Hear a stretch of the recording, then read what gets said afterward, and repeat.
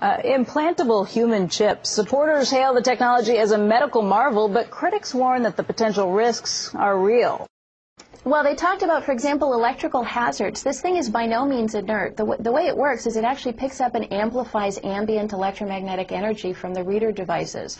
And if you have one of these things in your arm and you get within range of a powerful electromagnetic field, it can actually burn you. Oh, and by the way, it can kill you if you get out of line. A closer look at the who and the why behind this idea.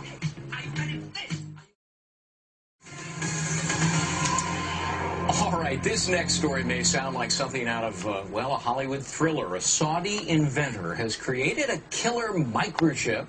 It's designed to track terrorists and criminals and, well, you can think of somebody. Not only does it include a GPS device, it also has a lethal dose of cyanide, which can be activated at any time. You get my point? The inventor's bid for a patent has been rejected in Germany. Joining us now this morning to talk about it, Jake Ward, deputy editor of Popular Science. Okay, this is pretty macabre, pretty sinister and nefarious. How exactly would this work?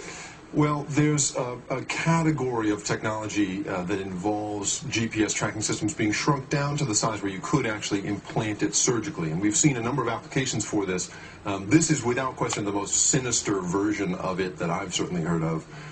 You know, and the notion of tracking criminals is not new, but the notion of killing them remotely, I think, is a whole new thing. Yeah, and Germany says, look, we're not going to approve this. That's because right. For that very purpose. And apparently, in some of the paperwork in applying for the patent, you know, you could track fugitives from justice, terrorists, illegal immigrants, criminals, political opponents, defectors, and Saudi Arabians who don't return home from pilgrimage.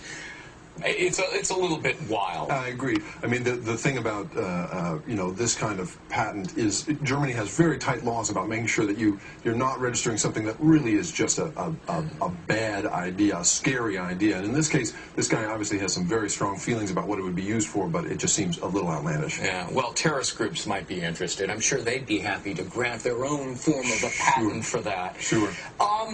The bigger world, though, of GPS, talk to us about how it's being used to, for example, track sex offenders. Sure. The Washington State Legislature right now is considering the possibility of registering perhaps 100 sex offenders with a GPS chip that's implanted in their shoulder because they found that a few of them have been wearing them on their wrists and then have cut them off, which just defeats the purpose. And so, but the larger world of this technology is actually pretty happy stuff. I mean, there is new technology for tracking Alzheimer's patients, you know, who who may wander away. Right. Right. Sure. Tracking the vital signs of professional athletes from the sideline. You know, there's been a couple of cases in which, you know, football players have collapsed of heat exhaustion, and seeing the early warning signs of that, there's technology that sort of allows you to do that remotely.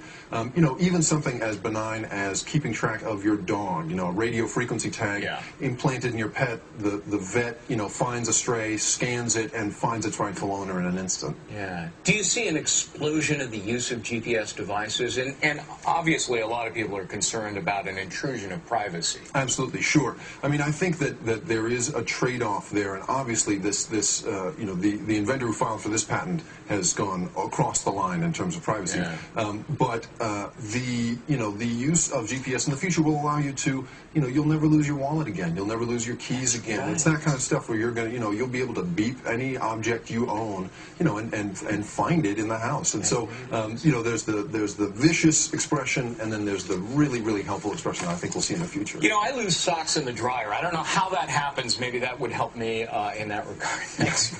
Jake Ward, deputy editor of Popular Science. Interesting stuff. Thanks very much. I've got my little buddies microchipped. Baby do you really? Rasha. Yeah. Yeah. I do, just in case they get away, and then you bring them and you take them to like the checkout counter at the grocery store, and you scan them, and then they say, I belong to Megyn Kelly. That is very cool, yeah. Their chip has been approved by the FDA as a Class 2 medical device in order to identify high-risk patients in an emergency situation. It's elective, it's voluntary, and it is certainly critical to the evolution of information technology in healthcare. Oh, go ahead. You have one in your arm right now. That's correct. Where is it? It's in the upper right arm. It's a simple injection process, just like getting a shot of penicillin. Is it painful? Not at all. They numb the area slightly. You don't feel it. They put a Band-Aid on it. Within 2 days, you don't even know it's there. And can we, I don't know, did you get a good shot of this, Peter, the chip? I don't know how tight you can get on it, but these are small, and you've got a scanner with you right now. That's correct. Right? This is the passive scanner.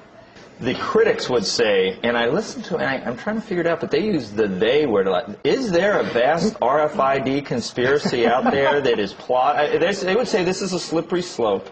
This is the first thing. This is where you lull us into a false sense of security. We all get these things. And then the next thing, you know, I don't know. They're it's making like Soylent Green. Like the Trilateral Commission, or the whole world gets taken over, like in Terminator 3 or something. Is anything? I mean, do we need to worry? There's no conspiracy, Joe. You sure? I'm sure. I'm looking at you. I'm looking at your eyebrow. It twitches when you say that a little bit. And I'm looking back at you. Come off? Let me say this. As far as the RFID industry is concerned,